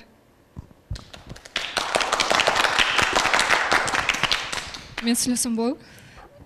Келиңиз болот. Ошо экөөнү карап, от ненависти до любви один шаг деп коюшат го. Ошого экөө бирге болуп деп ойлоймун. Бирге болот деп ойлойсуз, Ооба. Биринчи урушуп анан сүйүп калат деген. Жок, бараңк эмес. Бул жерге келгендер баарыбыз эле бир ой максат менен келип атпайбызбы? Түгөйлүү бололу, түгөйүбүздү табалы, бактыбызды табалы депчи. Жакшы экөөңөр келдиңер, тааныштыңар, биринчи кадам таанышууга кадам жасадыңар. Анан бул жерде бир эле нерсе мен байкашымча мындай болуп атат да. Экөөңөр ичиңерден бири-бириңерди түшүнүшүңөр керек да, түшүнүүгө аракет кылышыңар керек. Мисалы, Нурсейит, сен кызга сага кандай сапаттар жагат, кандай түстөр, кандай нерселер жагат, кандай музыка деп кичине ичин ачып, ичин сурап түшүнүүгө аракет кылышың керек. Же болбосо сен дагы Нурсейиттин ички ичин да, мындай тышын эмес. Мисалы, адамдар бар, тышыбызды билебиз, көрөбүз, бою узун экен, кыска экен, ак көйнөк кийиптер, көк көйнөк кийиптер, билебиз, көрүнүп турат. Ошо ичиңерди түшүнгөнгө аракет кылсаңар, мындан да жакшы болмок. Экөө бул жакта талашып атпай, бири-биринин сөзүн талашыпчы. Анан эркек киши кандай десем, эгер чын эле жакшы көрсө, ичиненчи, чын эле жакшы көрүп калса адамды, эмне деп айтса дагы, макул деп анандай уступка кылыш керек да аял кишигечи. Сразу эле монтип талашып кирбейчи. Анан кийин такыр эле жакпай атса, анда деген мындай прямой айтпай, мындай айлантып алып келип туруп анан айтыш керек да, түшүндүрүпчү, жакшырап түшүндүрүп анын көңүлүн алыш үчүн. Эгер чын эле жакса да, чын жакпаса талаша берет антип. Мага деле мисалы аябай жакшы бир кыз. Мен уступка кылам да ал кызгачы. Бирдеке деп айтса, ооба деп коем, ичине туура эмес болсо анан кайра кийинчерээк может башкачараак кылып айтайынбы деп азыр айта албасам дагы депчи. Ошон үчүн сразу эле койбойсуз талаптарыңызды. Акырындык менен жөнгө салууга аракет кылат экенсиз. Ооба, биринчи деген жок, адам жакты да сага, ошо жаккан үчүн сүйлөшүп баштадым да ал адам мененчи. Анан кийин чын эле жакшы көрүп калса уступка кылат деп ойлойм да. Анча жакпай атса, анда башында эле жөн эле коюш керек да. Анткени бул жашоодо бизде эң баалуу бул нерсе убакыт да. Убакытты бири-биринин убактысын жөн эле ала бербесин дегеним да. Туура. Негизи эле кыздарга мамиле кылганды билбейт экенсиң бул жерде. Менби? Азыр отурасың да, бул жакта кызга мамиле кылганды билсең, кыз сага өзү баш ийет. Негизи кыздар назик болушат да, табиятынан эле. Сен бул жерде шалпыйып отурасың. Кармелитанын көңүлүн ала алган жоксуң бул жерде. Шалпыйып отурасың ооба. Анан? Бул жерде Кармелитанын сезими сага бар экен көрүнүп турат көзүнөн. Сенки лишь бы батыраак кетсе экен, мамилени батыраак токтотсом экен деп отурасың да бул жерде. Балким айтып отурбайттырмын. Ошентип эле отурасың, көздөрүң көрүнүп турат. Анан мен айтып атам. Көрө жетесиз. Буга айтып атам мен. Ошол характерлериң жакпай атат деп айтып атам. Саламатсыздар, баарыңыздарга, Канат мырза. Баарыңыздарга. Мен бул жерде Акмаралга жооп бергим келип атат. Шалпыйып деген туура эмес го дейм. Нурсейит аябай жакшы кыздарды сыйлайт. Бизди катышуучуларды да баарыбызды сыйлайт. Аябай өз орду менен сүйлөгөн жигит. Бул жерде эмнеге мындай себеп болуп атат? Кыз киши по-любому ийкемдүү болуш керек. Эркек киши сүйлөп атканда, хоть туура эмес болсо дагы, ооба сиздики туура деп коюш керек. Анан кийин бир аз эркек киши мындай жине таркаганда ошол кезде айтса болот, ушундай дедиңиз, мындай чечип алсак болот эле деп. Анан эркек кишини канчалык баскан сайын эркек киши ошончолук ал кызды жаман көрүп тартылгысы да келбейт. Тилиңди тартса, кыз киши тилин тартса, эркек киши ал кызды көтөрөт, алаканына салып эметет. Бул жерде айтышат го эме деп. Ой, эркек киши биз башкарабыз деп. Негизи да, эркек киши башкарат деп коет, бирок эркек кишинин жүрөгүн кыз киши башкарат. Аны ошону багындырганды билиш керек, алдаганды билиш керек эркек кишини. Ошол үчүн да Камилета сага айтарым, бир аз ийкемдүү болсоң, Нурсейит сени алаканына салып эле багат. Сиздин оюңузга толук кошулам. Туура эле айттыңыз. Бирок бир чети бар да. Кыздын балам не деп сүйлөй берсе ага макул дей бериш керек.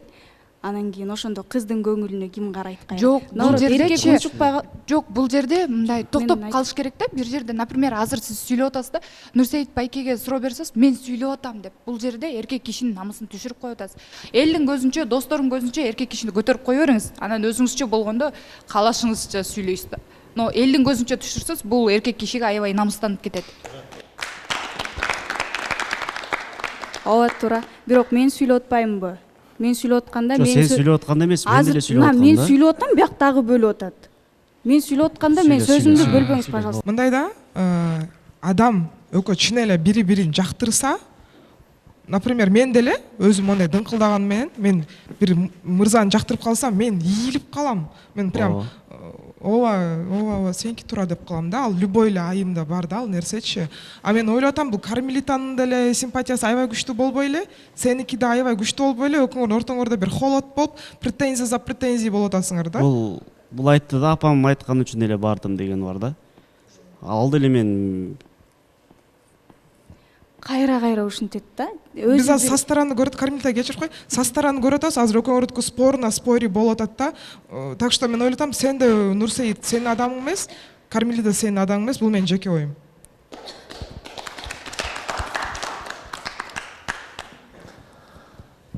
Нурсейит мырза, чечүүчү сөз сизде болсун, көрүүчүлөр деле түшүндү, баарыбыз эле түшүндүк, Эреже боюнча тааныштык токтосо, биз Кармелита менен коштошобуз эфирден. Улантса уланат. Мен Кармелитадан бир суроо бергим келет ушул жерден. Сен өзүң мындай өзүң жактырып келдиңби же апаң жактырып келди? Анан апаң жактырган үчүн келдиңби? Азыр да айтып кетесиң, апам жакшы бала деген үчүн келдим. Анан эми ошол сулуктарга келип калды, ушундай сулуктарда келип калды. Эми мен тааныган адамдар сени да тааныйт экен да. Көп эле бир 7-8 адам мен таанышып, сен да таанышам экен да. Кичинекей бир кыргызын. Жок, эми мен Бишкекте таанышым негизи саналуу эле да. Бирок ошо саналуу тааныштарым сен мындай сырттан таанышат экен. Микрофонго сүйлөсөңүз.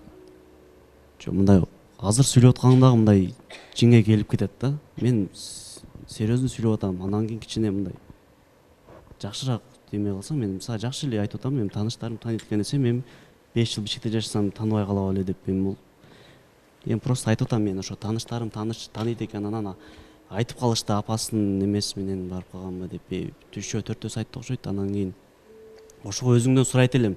Өзүңдүн каалооң менен келдиңби же апаң айткан үчүн келдиңби? Анан келечекте мен менен мындай семья болушту эме кыла аласыңбы, мына көрө аласыңбы же көрө албайсыңбы? Келечекте мындай мен өзүңдүн күйөөң катары көрө аласыңбы же көрө албайсыңбы? Ошол суроону берим келет да сага. Негизи мага апам айткан, ачык эле айтайын, Нурсейит жакшы бала деп апам сунуштаган. Аны мен сизге экөөбүз сүйлөшкөндөн бери айтып келип атам. Апам айткан деп. Анан сиздин мага сүйлөгөн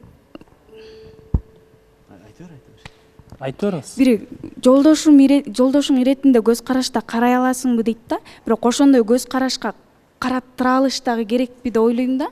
Сиз мага кылган мамилеңиз таптакыр башкача болуп турса, мен сизди туруп алып күйөөм катары карай албайт экенмин. Мен ошон үчүн келген талапкерге жасалма болбойм да эме. Кармелита. Эгерде мен жасалма болуп койсом, балким көп нерсени үмүт кылып алышым мүмкүн да. Ошон үчүн жашоодо кандай болсом, мефирде дагы ошондой эле адам болом, жашоодо дагы ошондой адам болом да мен. ошо баягы келген талапкерлер дагы эфирде прям идеал адекватный болуп турат, анан же мындай жалдактап турат, анан сыртка чыкканда жакшы экенин дебесин деп же эме болбосун деп, кандай болсом ошондой турам да. Ошон үчүн мен азыр көрүп атасың да кандай адам экенимдичи. Сырттан да 2 саат 3 сааттай 2 саатпы 2 саат сүйлөшүп жакшы эле сүйлөшүп отурдук окшойт. Анан менин характеримди көрдүң, ошол келечектеги жубайың күйөөң мендей характерде болсо жашап кете аласыңбы деген эле суроо бергим келди негизи. Жок. Көңүлүң жок. Микрофонго сүйлөсөңүз. Кармелита, микрофонду атайын берип атабыз да. Бери эфир тартып атат, анан эмне оюңуз болсо да микрофонго айтыңыз. Нурсейитке карап айтсаңыз болот. Көңүл бөлбөсө каяктагы көңүл? Мен мисалы келдим да, мага бир көңүл бурат. Булар отурат да, буларды коомда кечирип коңуздарчы. Нурсейит байке отурат да, мисалы талапкер келсе, ошол менен жакшы сүйлөшүп кетип, ошол менен үй бүлө курайын депчи. Бирок мен Нурсейит байкенин тарабынан байкаган жокмун, бир үй бүлө кургузуу келген адамдын бир кызыкчылыктарын байкаган жокмун да. Мага көңүл бурганын мен байкаган жокмун. Мага көңүл бурбай туруп, көңүлүң барбы деп кантип сурайсыз? Көңүл бурдум го. Бирок бул жерде сизге түшүндүрүп айткан турбайбы? Азыркы учурда менин жумуштарым болуп атат, ошону түшүнүп тур, ошол үчүн сага көңүл буруп бере албай атам деп. 3 күн ошондой болгон. 3 күн ошондой болгон. Мен бирок ден соолугун сурап жазып аткам. Анан 3 күндөн кийин бошоп жолугалы, эртең жолугалы. Мен айткам, ошол проблема болуп атканда мен айттым, ошол күнү жолугалы 2 күндөн кийинчи. Нурсейит, анын бардыгынан өттүк. Кыскача сиз өзүңүз айттыңыз, мен үйдө лидер болгум келет, мен аялым кичине угуп, экөөбүз мындай жакшы мамиледе болгум келет деп айттыңыз. Анан сиздин позицияңыз мына, сиз акыркы сөзүңүздү айтасызбы же унчукпайсызбы? Бир айта турган сөзүңүз барбы? Сиз айттыңыз, Нурсейит чечим чыгарат. Мен эч нерсе айта албайм. Эч нерсе бербегенден кийин эч нерсе кайра чыгара албайм мен. Мен биринчи кадам жасап келдим да. Кыз биринчи кадам жасап келгени бул эрдикти талап кылат негизичи. Анан ары жагын уже алып кетиш менин оюмча эркектин жумушу болуш керек. Алып кетейин десе сиз укпай атпайсызбы? Биринчи экөөңүздөрдө пикир келишпестик болбогондон кийин Нурсейит мырзаны деле нары көздөй сүйрөй албай атат да сизди. Эми жаныңда жубайың, сени жубайың деп коем, кечиресиздер. Жаныңда сени жакшы көргөн адамың угуп турса, эркек кишине алдыга кетип сүйрөйт да ошону. Жүр мондай кылалы, жүр тигиндей кылалы деп жазып экөөңүздөр туруп эле урушуп атасыздар да. Азыр биз кызды түйө турган болсо экөөңөр мушташып кетчү деле болуп атасыздар азыр көз карашыңарданчы. Мен негизи үйдө апам менен өтө жакынмын. Ошондо апам эфирди көрдү. Анан жолугуп келгенден кийин дагы апам менен сүйлөштүм. Апам, эжемдер негизи мен досум катары эле сүйлөшөм апам менен. Ушундай десем, апам жактырган жок негизи. Апама жакпай калды. Эми эметебейм, ооба, апама башкача келин керек экен, анан айттым апама. Эми мен сүйүп калсам эме болсо макул болот го, бирок үй бүлөмдөн дагы кичине бир эме болуп калды да. Эми ал мен айтышыңар мүмкүн, апаң үчүн жашайсыңбы сен, апаң менен жашай албайм эркектең десең. Өзүңө да караш керек, бардык жакка караш керек. Бирок эртең апам мага негатив айтып, эми наразы болуп турса, мен ал кызга үйлөнө албайм. Мен үчүн бул дүйнөдө ата энемдин гана ыраазычылыгы керек. Анан бирок тандоо сиздики болуш керек. Бирок тандоо меники болот. Бирок азыр башталганда эле апамдар ушундай каршы чыгып атканда мен балким кызга үмүт берип, дальнейшем эме кылгым келбейди. Ошондо сиздин чечимиңиз? Талапкериңизди күтөсүзбү?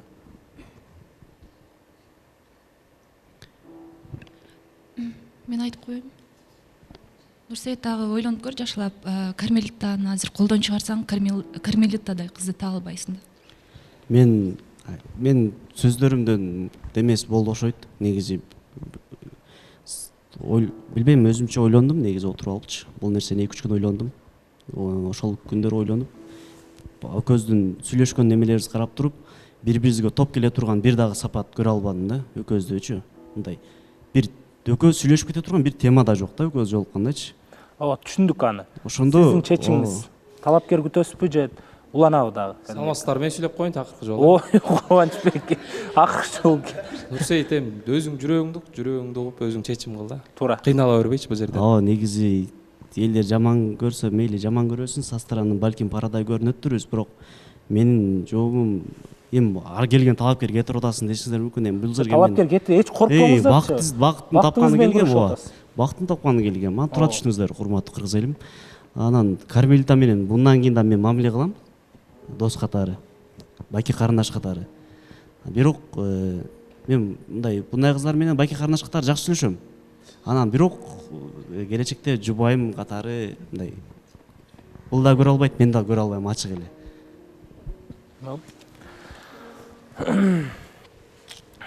Биз жолуктук долбоору кандай болсо дагы катышуучу менен талапкердин ортосуна болгон мамилени сиздерге чагылдырып бергенге аракет кылдык. Чындыгында бул жерде сезим болбосо, экөөнүн ортосуна бири-бирин түшүнүп турбаса, анда биз экөөнү да мажбурлай албайбыз. Кармелита сырттан талапкер болуп келди. Жок, Нурсей, сен сүйлөшүшүң керек дей албайбыз. Анткени ар бир катышуучунун өзүнүн сезими менен күрөшкөнгө укугу бар. Эрежени бузганда гана эфирден кете алат. Бирок өзүнүн бактысы үчүн күрөшүп, бирөө менен урушуп кетип, тие менен келишпестик болуп калабы, бул гана убактылуу гана эмоциялардын бири деп эсептейбиз. Ошондуктан катышуучулар коркпоңуздар, биз талапкер кетирип атабыз, минтип атабыз депчи. Эң негизи талапкерлерди сиздер пайдаланып алдап кетирген жоксуздар да. Эң негизи талапкерлерди урмат-сый менен болбосо болбой калды, болсо болуп калды деген жакшы маанайда кетирип атабыз. Бирок талапкерлер эле сыртта кетип жөн эле калып калган жок. Көрдүңүздөр, Максат менен Алина да сырттан талапкер болуп келип, экөө бири-бири менен табышып алды. Ошол сыяктуу биз жолуктук долбоору эфирдин ичинде болбосо да эфирдин сыртында биз чоң себепчи болуп калып атабыз да. Андыктан Кармелита, сизге да терең ыраазычылык билдиребиз убактыңызды бөлүп келгениңизге. Чындыгында балким биздин катышуучулардан да көп мырзаларга жактыңыз. Балким да сизди биз жолуктук долбоорунан кайрадан көрүп калаттырбыз. Сизге биз жолуктук долбоору жалпы жамаат ыраазычылык билдирет. Сиз да өзүңүздүн бактыңызды таап кеткенге биз тилектешпиз. Нурсейит мырзага да эч кандай нараазычылык болбосун. Чыныгы сизге болгон урмат-сыйын көргөздү. Эч кандай катуу сүйлөгөн сөзүн деле уккан жокпуз. Анан Кармелита, сизди катуураак кол чабуулар менен биз эфирден сырткары сизди узатып коелу.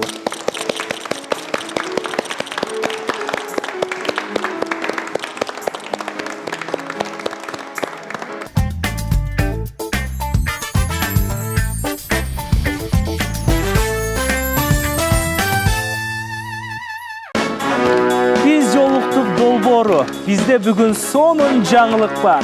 Анткени бул жака бир нече көзүрүмөндөрдөн кийин талапкер келет. Бул талапкер жөнөкөй талапкер эмес. Бул талапкер өзүнүн убактысын бөлүп, алыс жактан учуп келген. Анын туугандары, жашаган жери бүт бардыгы башка жакта. Бул жака талапкер болуп өзүнүн каалоосу менен келип отурган Памирден келген кыргыздын жигитин тосуп алалы. Өтө керемет, өтө керемет.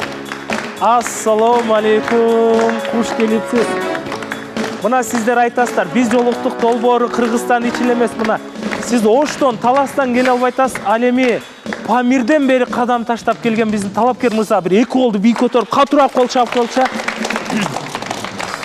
Сизди ушул жакта көрүп атканыбызга кубанычтабыз. Дагы бир жолу куш келипсиз. Келиңиз, ордуктардын ордун алып бериңиз. Ал эми эфирди алдыга карай улайбыз. Куш келипсиз. Жакшы келип алдыңызбы? Шүгүр, Кудайга шүгүр. Биз жолуктук долбоорун канчадан бери көрөсүз? Микрофон жакын кармап. Көптөн бери көрөм. Где-то 4 ай, 5 ай болуп калды да. 4 ай 5 айдан бери көрөсүз. Ошондо сиз чындап азыр Памирден учуп келдиңизби? Памирден көрүп жүргөнбүз. Анан бул жака келип иштеген. Анан ошол көптөн бери бир кызды чоттоп жүргөм да. Чоттоп жүргөм, кыргыздын сонун сөзү го, чоттоп жүргөм. Анан ошо деген аракет кылып көрөйүн. Балким буйрук болуп кетсе. Жунус мырза, ошондо сиз Памирлик биздин туугандарыбыз кандай жашап атат? Анан бизден баягы көбүбүз барбаганга Памирде жашаган кыргыздар менен бул жакта жашаган кыргыздардын айырмасы эмнеде? Сиз Памирдин кайсы жагынан болосуз? Кайсы мамлекеттерге чектеш чегараңыздар? Жакыныраак. Биз деген Улуу Памирден болобуз, Сарыкол автоном областтан болобуз. Буга чейин Тажикстанга чектеш болчу, азыр эми Кытайга карап калдык да. Азыр Кытайга чектешпиз. 15 миң, 20 миң түтүн жашайбыз. Анан бүт бар Памирлик кыргыздар. Памирлик кыргыздар.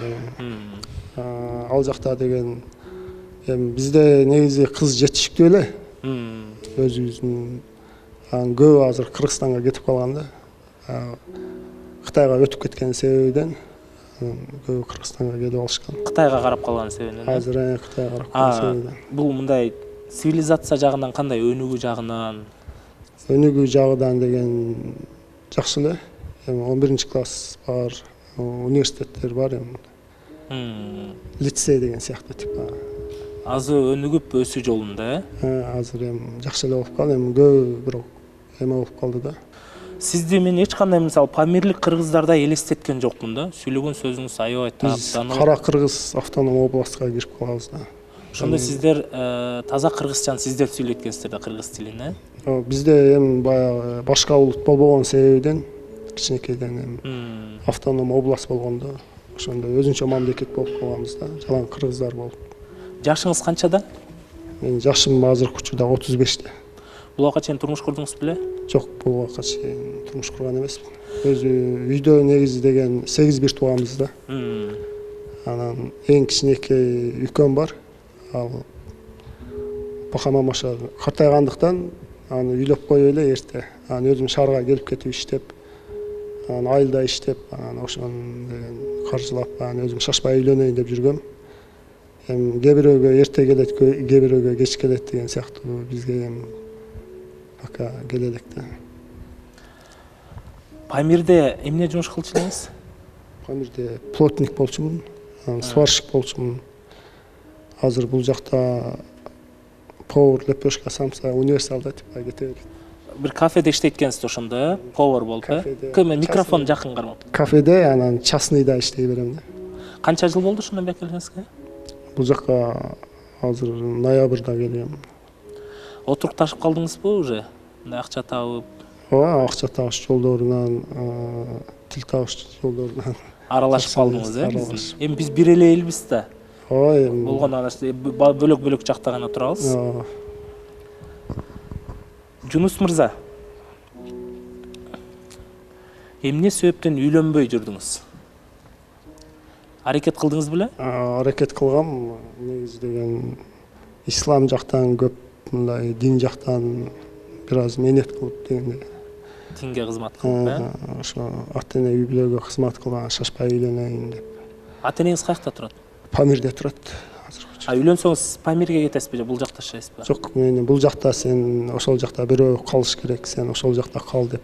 Бир-бирден келип калып атышат да көбү айылда баягы. Кыргызстанда. Үйдөн лишнийлар, короче. Жактыбы сизге бул жакта калган? Ооба, бул жакка келгенде бирок мындай башкача болот түшөсүң да, жеңилдеп. Анан мындай типа жашарып деген сыяктуу. Тиякта уже там хищник сыяктуу болуп каласың да. Бул жакка келсең эртелеп өзгөрүү болуп.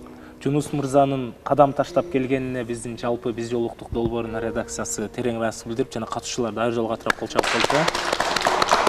Ассаламу алейкум, Жунус мырза. Кош келиптирсиз. Бияка.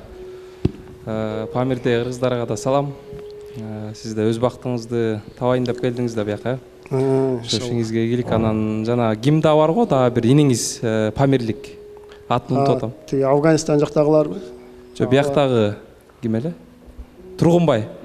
Алар иниңиз болобу ошо? Памыл жактан. Бир айылда болосуз да, бир айылдан. Жок, алар где-то бизден где-то 100 километр алыстыкта турат. Алар сүйлөгөн сөздөр бирок так эмес, Анчалык так эле. Алар уже салтташып, там башка ал жака эме болуп калган. Бирок Жунус мырза алар бизде деген автоном областта жашайбыз да. Алар деген эми бир где-то 200-300 үйлүү ошондой эле да. Ошо мен бияктан айтайын дегеним ошо Тургунбай өзүнүн бактысын тапты. Анан аябай бактылуу инсандардын арасында жүрөт азыр Кыргызстанда. Анан сизге да кааларым ошондой болуп бактылуу болуп өмүрлүү болуп кеттиңиз. Анан бияктан Айсуу айымга келди го дейм, Жунус мырза. Дагы да. Ассаламу алейкум. Менин оюм боюнча айымага келди го дейм. Себеп? Себеп карап атат да ошо. Айыманы карап атабы Жунус мырза? Биз бир карап койду да ошого.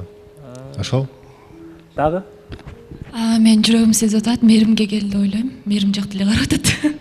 Балким Жунус мырза кичине мындай сүрөттөп айтып бересиз, андан кийин дароо эле айта бересиз. Сүрөттөгөндө негизи нукура тилде кыргызда негизи бейишенен таманы деп кылымдан бери эми кыргыз кызды сыйлап кызды көтөрүп келген да. Бизде негизи тарыхта жайлоого чыкканда айтып калышат да, эми айдагы типа кыздын сүрөтүнү ушул кыргыздар кызды көтөрүп айга чыгарып берген, анан тигиндей мындай деп жайлоодо сөздөр болуп калат да. Эми ошол айдан издеген кызды жерден табасың дегендей. Айымага келдим. Айыма, үйдө туруп келиңиздер, музыка. Белек бар эди, берип койсом уруксат этесиз. Белек бар. Мына. Биз жолуктук долбоору атайын биздин Памирлик туугандарыбыз Жунус мырза өзүнүн кадамын таштап, айымага келип, айдан издеген кызды жерден табасың деп бүгүн биз жолуктук долбооруна келип жаткан убагы. Келиңиз. Атайын колуна гүлүн арнап. Бир сап ыр менен тапшырып койсом уруксат этесиздер. Албетте, Жунус мырза. Арманым болбо, ардагым бол, жалганым болбо, жакыным бол, жүргөнүм болбо, жүрөгүм бол, түбөлүк менен сүйгөнүм бол. Баракелде. Өтө керемет ырсаптар. Бул өзүңүздүн ырыңыз эмеспи? Эме сыяктуу да, айылдагы эми бирине чыгарылып, там музыкалардан уурдалып мындай жасалган да. Коомчулукка чыга элек чыгармаларын берип жана биринчи жолу отоз кол чабып коелу да жол. Айыма негедир созолонуп калды. Талапкерлер келгенде дароо микрофонду алып буга келди дечи эле, Айыманын жүрөгү сезген сөйлөң чыкпай калдыңыз Айыма. Саламатсызбы? Атыңыз ким дедиңиз? Атым Жунус. Жунус мырза, чоң рахмат. Өтө кубанычтамын ушу менин да багымды ачып гүл берип койгонуңуздарга. Отуруп берип кээде өзүмдү бул жерден жөн эле эксперт сезип баштагам. Келип койгонуңузга чоң рахмат. Бирок мен негизи бүгүн көптөн бери ойлонуп, ушуну унчукпай кетип калбастан ушу биринчи очередь сиздерге да айтайын деп жүргөм, Канат мырза. Биринчи сезондон бери отурам. Ушул жакта жана дагы бир кайталап кетейин, эксперт эле болуп бүттүм бул жактачы. Азыр мына карасаң, мына Элиза Татынакай жакшы кыз келди. Жакшынакай жаштар келип атат. Мен негизи өзүм ушу проекттен кетейинби деп ойлонуп жүрөм. Сиздер уруксат берсеңиздер.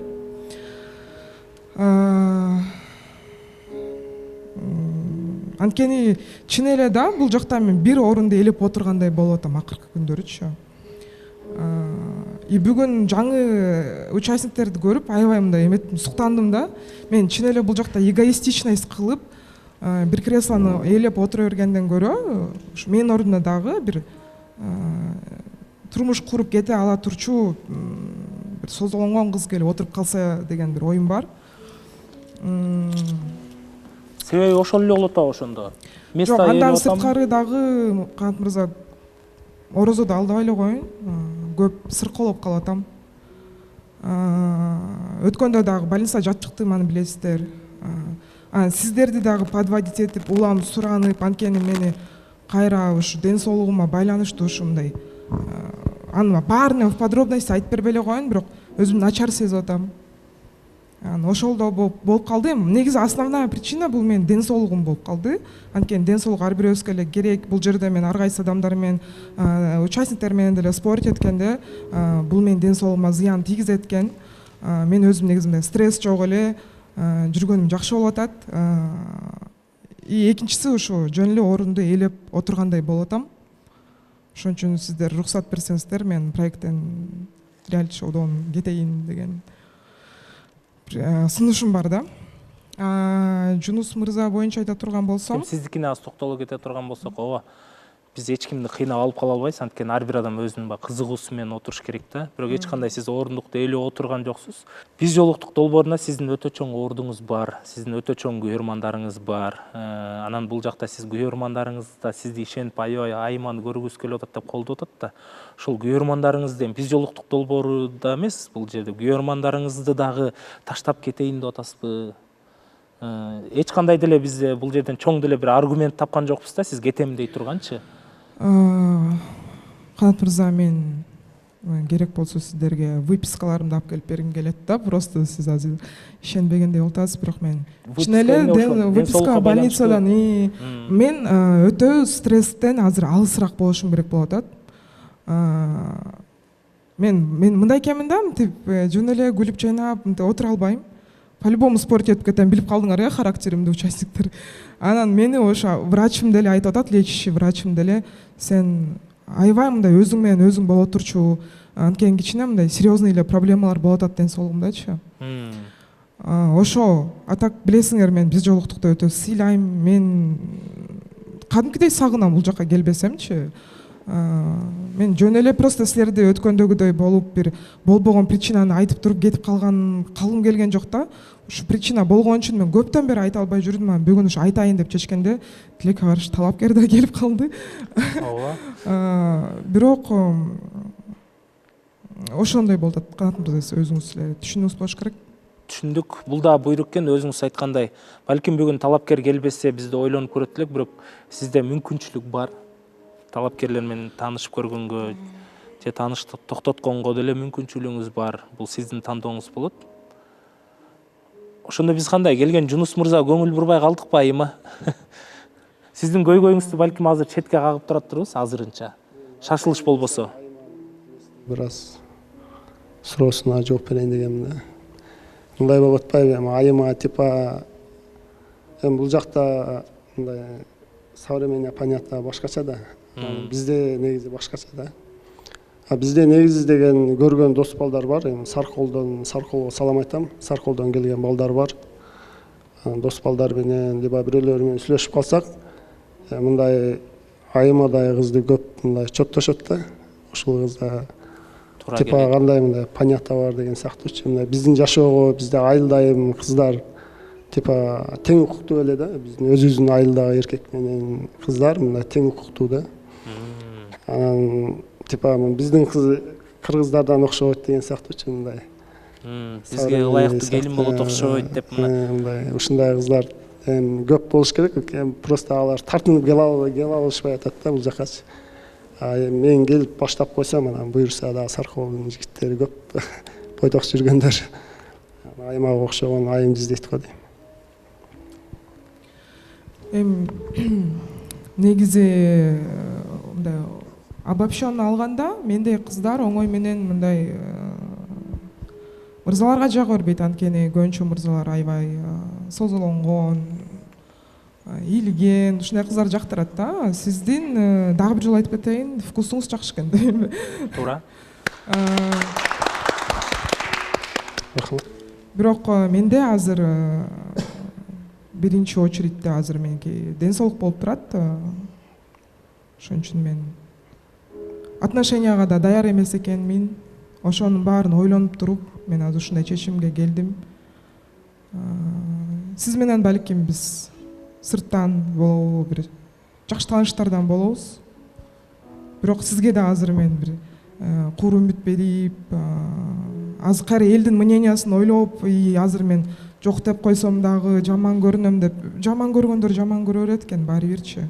Чубак ажы атабыз айткандай, ар бир адамга бирден кой берсең ошо койго кошуп жибин бербей койду дейт дегендей эле, мен баардык адамдарга жакканга умтулбайм. Сизди дагы мен эми жакшы биле алган жокмун да, бирок азыр менде биринчи очередте ден соолук болуп атат. Отношенияга дагы ал күч керек. Мен өзүм мынтип дыңкылап жүргөнүм менен азыр ооруп турам. Анын баарын эми айта бергим келген жок да. Кыскасы ушундай. Ден соолугуңуз болсо кичине өзүңүздү карап анан кайра келсеңиз деп айтат элек, потому что уже аз эле убакыт калды. Мындан кийин биз келбейбиз дегенде ошол үчүн акыркы шансты мындай кетирбей отурсаңыз жакшы болмок биз менен. Жок, Гүлиза, мен билем сен менин кетиргиң келбейт. Бирок мен азыр эмки эфирлерге кайра суранышым керек болот да. Дагы бир суранып, дагы бир 7-8 эфирди пропускать этип, анын ортосунда келип отура берип, зато мен орунум тура берет да, жөн элечи. Мен ошентип суранып, эгер мага уруксат берсем, ладно, мен анда лечение кылып, кайра больницага жатып, анда орунум жөн эле тура берет. Ошентип экинчи сезон бүтүп калат, же аягы жок болуп калат ошентипчи. Ошон үчүн мен абдуман айтып атам да бул нерсени. Суранып, жөн эле эфирдин да убакытын мындай сыйлабагандай болуп, анан улам кайра бир эфирге келип, кайра элдин алдына мен ушинтип ооруп калдым эле деп, жөн эле отчет берип жүрө берем. Андан көрө балким менин ордума бир кыз отуруп калат да, анын багы ачылып кетет. Ошо болуп атат да меникичи. Так мен деле түшүнүп атам. что сезон бүтөрүнө аз калды. Ар бирөөңөрдү жакшы көрүп калдым, чын айтканда. Бирок мен эгоистичный мамиле кылгым келген жок да реалити шоугочу. Улам эле редакторго чалып, элеже мынтип калдым, аны элеже тигинтип калдым деп элечи.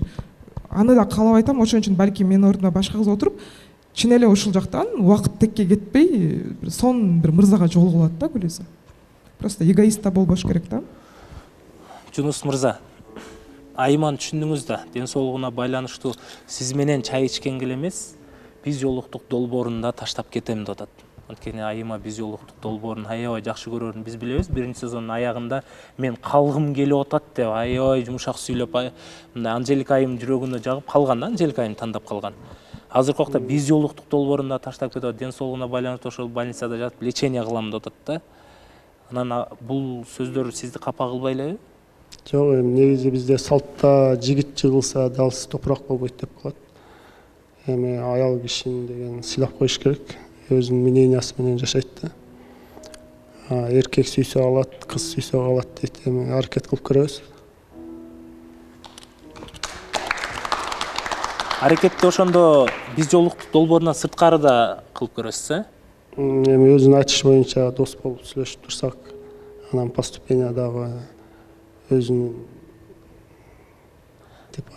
сиз аракетиңизди кыла бересиз, анан дос болуп сүйлөшүп, ошого мүмкүнчүлүк бересизби? Же такыр эле мен оруп атам деп кыйкырып? Жок, мен неге берем мүмкүнчүлүк. Бирок дагы бир жолу айтып кеткендей, мен азыр романтический отношенияларга даяр эмесмин. Ооба, дос болуп көрөлү. Балким достук эмнеге айланып кетер, аны бир гана Кудай билет. Айыма, сиз эфирден кетем деп бизди да капа кылып турган убагыңыз. Бирок мен сизди жөн эле белеги жок кетиргим келбей атат. Анткени өзүңүз билгендей, апамдын чайы азыркы убакта Орто Азияда эң даамдуу чай болуп аткандыктан, бул апамдын чайы сизге белек болсун. Ар дайым бул чайды ичкенде биз жолуктук долбоорунда ушул отурган минуталарыңызды, убактарыңызды эсеп туруңуз. Жана бул да сизге берели, жана сизге Жунус мырза белек бербедиби? Эми бул апамдын чайы, Жунус мырза белек, бирок сиздин колуңуздан алсын, э? Апамдын чайы, чай ичиңиздер. Урматтуу көрүүчүлөр, Айыма эфирден кетеби кетпейби аны биз азыр редакция укту. Азыркы убакта сүйлөшүүлөр жүрүп жатат. Эфирдин соңунда гана биз сиздерге ачыктай алабыз. Азыр Жунус мырза, Айыма орындуктарына отурсаңыздар болот. Бирок Айыма эң негизгиси Жунус мырза менен дос катарында сүйлөшүп мамилесин токтотуп коеюн деди. Талапкер Жунус мырзага катыраак кол чаап, сиз үчүн Нурсейит мырзанын жанына отуруп турсаңыз болот бул жакка.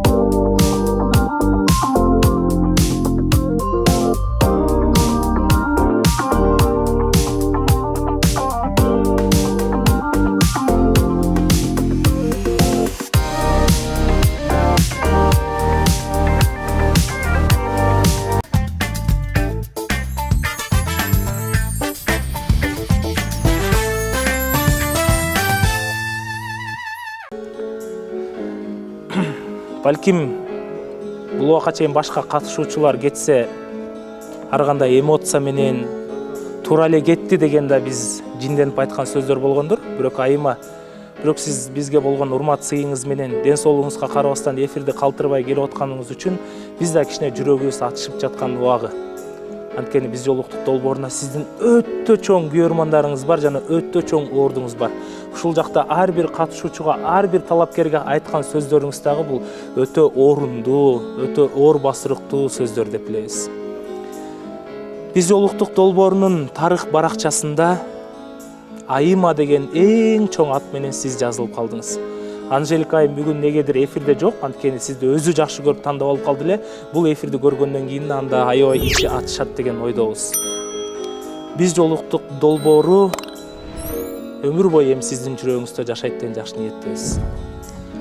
Ооба, Канат мырза, сизге, Анжелика айымга өтө ыраазымын. Көп жерден мага акылыңыздарды айтып, агрессия болуп жүрген болуп аткан жактан да мени токтотуп жакшы бир өзүңөрдүн салымыңарды коштуңар десем болот. Менин келечегиме ар бир катышуучуну жакшы көрөм. Мен ыйлаганын негизи эч ким көрбөш. Чын эле экинчи үй бүлөмдө эле болуп калган. Акмарал келип койсуң буяка. Экөөбүз бир аябай хит болуп кеттик. Кыргыз элим айтып кетет элем, биз Акмарал экөөбүз кечиришкенбиз. Биз эми эркек эмеспиз да, бири бирибизге кек сактап турабы. Сен да бул жактан өзүңдүн сүйүңдү таап ал. Сен да жакшы кызсың. Бүгүнкү жаңы келген катышуучулар баардыгыңарга бакыт. Анан эң жакшы көргөн Гулиза. Аны ыйлаганда эмне Бишкекте эле турабыз, жолугабыз. Мен просто ыйлап деле коюңуз да. Жок, мен просто ушу биз жолуктуктан ушу негизи до конца отурайын деп аткам, бирок ден соолук керек экен. Канат мырза, кечиресиздер. Сиздерди да подвать этким келген жок. Ошон үчүн баардыгыңарды жакшы көрөм. Баардыгыңар ушул жерден өзүңөрдү сүйүүңөрдү таап кетсеңер мен кубанам. Конокко чакырсаңыздар келип турам. Биз жолуктук, дайыма менин жүрөгүмдө болот. Жашооңузду канчалык деңгээлде өзгөрттү деп ойлойсуз биз жолуктук долбоор? Аябай эле чоң өзгөрттү. Оор басырыктуу болгонду үйрөндүм. Мен мындай мурун аябай өзүмдүн позициямды айтып тырышып турчу элем. Азыр бирөөнүн позициясын укканды үйрөндүм. Ошон үчүн мен айтат элем, кээ бирлер айтат да, биз жолуктук силер сценарий менен бий деп. Жок, бул чын эле 100% реалити шоу. Ушул жака келип чын эле өзүнүн бакытын таап атышат. Мен биз жолуктукка дайыма ыраазы болом. Дайыма экинчи үй бүлөм болуп кала берет. Сизге да чоң рахмат. Мени түшүнгөнүңүздөргө чоң рахмат. Ар бир катышуучуга бакыт каалайм. Айыма, сиздин багыңызга бүгүн Жунус мырза да талапкер болду. Жунус мырза, бери чыгып алыңызчы. Сиз менен сиздин көңүлүңүзгө карап, сиздин мүнөзүңүзгө карап, сиз менен дос катарда мамилемди улантам деди. Эми экөөңүздөр биринчи сүйүү достук менен башталат, анан сүйүүгө өтөт деген да жакшы үмүттөбүз. Бирок Жунус мырза, сиз дагы интернетке активдүү болуп туруңуз, Айыманын бар ден соолугун сурап, Анда микрофонду мага берсеңиз, биздин катышуучулар менен коштошуп койсоңуз болот. Коштошо берели? Коштошо берели.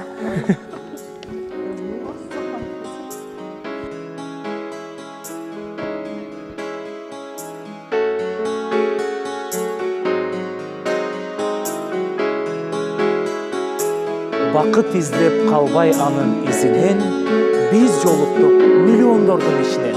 Эртең жума күнү 20:30 көрүшкөнчө сак саламатта калыңыздар.